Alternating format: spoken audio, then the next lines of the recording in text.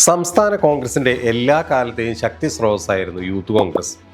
കോൺഗ്രസിലേക്ക് നേതാക്കളെയും അണികളെയും റിക്രൂട്ട് ചെയ്യുന്ന ഏറ്റവും പ്രധാന റിക്രൂട്ടിംഗ് ഏജൻസി എന്നതിൽ വലിയ സ്ഥാനമാണ് ഈ യുവജന പ്രസ്ഥാനത്തിനുണ്ടായിരുന്നത്. യൂത്ത് കോൺഗ്രസ് പ്രസിഡന്റിനെ ഒരു ഹാഫ് KPCC പ്രസിഡന്റായാണ് കരുതിപ്പോരുന്നത്.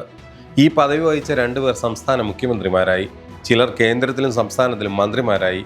അത്തരം ഒരു പവർഫുൾ പദവി വഹിച്ച രാഹുൽ മാങ്കൂട്ടത്തിലാണ് ബലാത്സംഗ കേസിൽ പ്രതിയായി ഒളിച്ചോടിക്കൊണ്ടിരിക്കുന്നത്. യൂത്ത് കോൺഗ്രസ് പ്രസിഡന്റായി 2023 രാഹുൽ മാങ്കൂട്ടത്തിൽ തെരഞ്ഞെടുക്കപ്പെട്ടത്. ലൈംഗിക പീഡന പരാതി വന്ന സാഹചര്യത്തിൽ 2025 ഓഗസ്റ്റിൽ പദവി രാജിവെച്ചു. മുൻഗാമിയായ ഷാഫി പറമ്പിൽ യൂത്ത് കോൺഗ്രസ് പ്രസിഡന്റ് സ്ഥാനത്ത് നിന്ന് പിന്മാറിയ ഘട്ടത്തിലാണ് അദ്ദേഹത്തിന്റെ പ്രത്യേക താല്പര്യപ്രകാരം രാഹുൽ അവരോധിക്കപ്പെട്ടത്. പാർട്ടി വക്താവ് എന്ന നിലയിൽ ചാലഞ്ച് ചർച്ചകളിൽ കോൺഗ്രസിന്റെ തീപ്പൊരിയായി മാറുകയും യുവതയുടെ ഡാർലിംഗായി മാങ്കൂട്ടത്തിൽ മാറുകയും ചെയ്തത് ശരവേഗത്തിലായിരുന്നു. വടകരയിൽ നിന്നും ലോക്സഭയിലേക്ക് തിരഞ്ഞെടുക്കപ്പെട്ട ഷാഫി പറമ്പിൽ പാലക്കാട് പിൻഗാമി ആക്കിയതും രാഹുലിനെ തന്നെയായിരുന്നു. ഉപതെരഞ്ഞെടുപ്പിൽ പാലക്കാട് നിന്ന് വൻ ഭൂരിപക്ഷത്തിൽ തിരഞ്ഞെടുക്കപ്പെട്ടു. നിയമസഭയ്ക്ക് അകത്തും പുറത്തും രാഹുൽ തന്റെ രാഷ്ട്രീയ പ്രതിയോഗികളെ നാക്കുകൊണ്ടും വാക്കുകൊണ്ടും ദയാരഹിതമായി അരിഞ്ഞു വീഴ്ത്തുന്നതും പതിവായിരുന്നു. ഭാവിയിൽ കോൺഗ്രസിന്റെ ഉന്നത പദവിയിലേക്ക് എത്തിപ്പെടുന്നു പോലും പ്രതീതി സൃഷ്ടിച്ച യുവ നേതാവായി മാറി. ഇപ്പോൾ തലയിൽ മുണ്ടിട്ട് നടക്കേണ്ട അവസ്ഥ PC Chacko, BN Sudheeran, G Karthikeyan, KC Joseph, Thiruvanchoor Radhakrishnan, AK Saseendran, Ramesh Chennithala, Pandalam Sudhakaran, KC Venugopal എന്നിവർ വിവിധ മന്ത്രിസഭകളിൽ മന്ത്രിമാരായവരാണ്. യൂത്ത് കോൺഗ്രസ് പ്രസിഡന്റായിരുന്ന മുല്ലപ്പള്ളി രാമചന്ദ്രൻ ദീർഘകാലം കേന്ദ്ര മന്ത്രിയായിരുന്നു. പിന്നീട് അദ്ദേഹം KPCC പ്രസിഡന്റുമായി. മൻമോഹൻ സിംഗ് പ്രധാനമന്ത്രിയായിരുന്ന കാലത്ത് KC വേണുഗോപാൽ കേന്ദ്ര സഹമന്ത്രിയായിരുന്നു. ഇപ്പോൾ അദ്ദേഹം അഖിലേന്ത്യാ കോൺഗ്രസ് കമ്മിറ്റിയുടെ സംഘടനാ ചുമതലയുള്ള ജനറൽ സെക്രട്ടറിയാണ്. രാഹുലിന്റെ മുൻഗാമികളൊക്കെ ഇത്തരം ഉന്നത പദവികൾ വഹിച്ച പാരമ്പര്യമുണ്ട്. ഇങ്ങനെയുള്ള പദവികളിലേക്ക് എത്താൻ സാധ്യതയുണ്ടായിരുന്ന നേതാവാണ് സ്വയം കൃതാർത്ഥനാർത്ഥം എരിഞ്ഞടങ്ങിക്കൊണ്ടിരിക്കുന്നത്. ബലാത്സംഗം, ഗർഭാലസിപ്പിക്കൽ തുടങ്ങി അതിഗുരുതരമായ ക്രിമിനൽ കുറ്റങ്ങളാണ് ചുമത്തപ്പെട്ടിരിക്കുന്നത്. ഇതിന് പിന്നാലെ ബംഗളൂരുവിൽ നിന്ന് മറ്റൊരു യുവതിയുടെ ബലാത്സംഗ പരാതിയും ഉയർന്നതോടെ രാഹുലിന്റെ ഭാവി പൂർണ്ണമായും സീൽ ചെയ്യപ്പെട്ടു.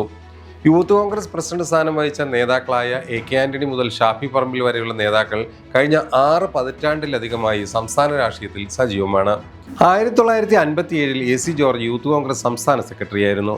അന്ന് യൂത്ത് കോൺഗ്രസിന് പ്രസിഡന്റ് ഇല്ലായിരുന്നു, സെക്രട്ടറി ആയിരുന്നു ഒന്നാമൻ. 1960 MA ജോൺ സെക്രട്ടറിയായി. 1965 വയലാർ രവി സംസ്ഥാന കൺവീനറായി. 1967 പ്രസിഡൻഷ്യൽ സിസ്റ്റം യൂത്ത് കോൺഗ്രസിൽ നടപ്പിലാക്കിയത്. അങ്ങനെ AK ആന്റണി ആദ്യ യൂത്ത് കോൺഗ്രസ് പ്രസിഡന്റായി. 1969 ഉമ്മൻചാണ്ടിയും, 71 PC ചാക്കോയും, 74 BN സുധീരനും പ്രസിഡന്റായി. 78 കോൺഗ്രസിലെ ഭിന്നിപ്പിനെ തുടർന്ന് AK Saseendran A വിഭാഗത്തിന്റെയും Mullappally Ramachandran I വിഭാഗത്തിന്റെയും പ്രസിഡന്റുമാരായി. 1980 KC ജോസഫും 82 തിരുവഞ്ചൂരും A വിഭാഗത്തിന്റെ പ്രസിഡന്റായി. 82 G കാർത്തികേയൻ I വിഭാഗത്തിന്റെ പ്രസിഡന്റായി. 1983 A ഗ്രൂപ്പ് മാതൃസംഘടനയിലേക്ക് തിരിച്ചു വന്ന ശേഷം കാർത്തികേയൻ തന്നെ പ്രസിഡന്റായി തുടർന്നു. 1986 ചെന്നിത്തലയും, 89 പന്തളം സുധാകരനും, 93 KC വേണുഗോപാലും, 2001 AP Anilkumar, 2006 T Siddique, 2010 M Liju, 11 PC Vishnunath, 2013 Dean Kuriakose, 18 Shafi Parambil, 2023 Rahul Mamkootathil എന്നിവരാണ് ഈ പദവി വഹിച്ചവർ. നിലവിൽ OJ ജനീഷാണ് യൂത്ത് കോൺഗ്രസിന്റെ സംസ്ഥാന പ്രസിഡന്റ്.